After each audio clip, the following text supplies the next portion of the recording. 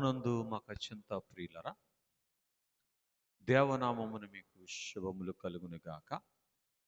ఒక చిన్ని మాట జ్ఞాపకం చేస్తాను. భూలోకములో ఉండగా ఏ విశ్వాసి అయితే అపవాదిని తన జీవిత కాలం అంతా బొబ్బలు పెట్టించేవాడుగా ఉంటారో, ఆ విశ్వాసి మాత్రమే పరలోకములో పప్పలు తినేవారుగా ఉంటారు. అంటే ప్రభువారు మధ్యాకాశమునకు వచ్చినప్పుడు ఆయన ఆ మహిమ రాకడలో ఎత్తబడి ఏడేండ్ల పెండ్లి విందును అందుకునేటువంటి భాగ్యాన్ని సంపాదించేవారుగా ఉంటారు. ఒకవేళ ఏ విశ్వాసి అయినా ఈ లోకములో ఉండగా అపవాది యొక్క బొబ్బరింపునకు భయపడి,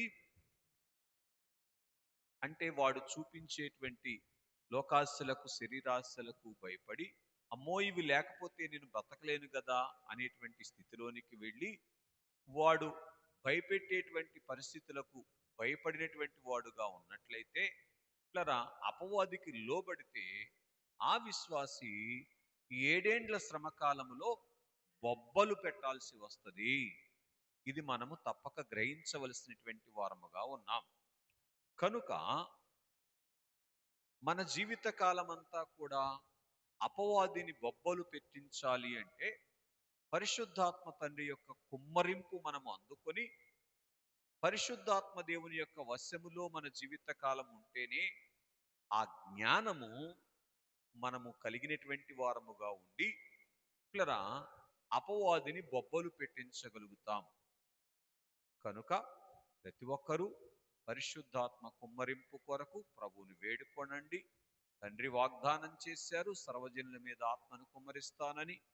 కుమారుడు అభయమిచ్చారు, నేను మిమ్మల్ని అనాథలుగా విలువను, నేను వెళ్ళి మీకు సర్వసత్యములోనికి మిమ్మల్ని నడిపించేటువంటి ఆత్మను పంపిస్తానని అభయమిచ్చారు. గనుక అలాగున స్వామి వైపు చూస్తూ తన కల్వరి రక్తధారల చేత మనలను శుద్ధీకరించి మనలను పరిశుద్ధుల వరుసలోనికి తీసుకొని వచ్చి అలాగున పరిశుద్ధ పరచబడినటువంటి వారుగా మనలను నిలవబెట్టి ఆ వెనుక ఆ పరిశుద్ధత కలిగినటువంటి వారి మీద ఆత్మను ఓదటానికి ప్రభు సిద్ధముగా ఉన్నారు. కనుక అటువంటి పరిశుద్ధతను కలిగి ఉండి పరిశుద్ధాత్మను పొందుకోవటానికి నిరంతరము ప్రయాసపడవలసినటువంటి వారముగా ఉన్నాం. కనుక దైవజనులు చెప్తూ పరిశుద్ధాత్మను మనం అందుకోవాలి అంటే కన్నీళ్లతో కఠిన మనస్సు కలిగించుకోవాలి, అన్ని పాపంబులను విడవాలి. అప్పుడు ఆత్మను పొందేటువంటి వారముగా ఉంటాం.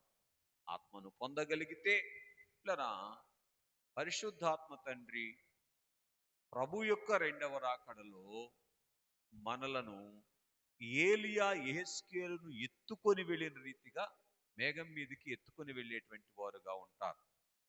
కనుక ఆ రీతిన పరిశుద్ధాత్మ కుమ్మరింపు కొరకు ప్రయాసపడండి. మన జనకులు దేవదాసయ్య గారు ఆయన జీవిత కాలం అంతటిలో దేని కొరకు వేడుకున్నారో తెలుసా?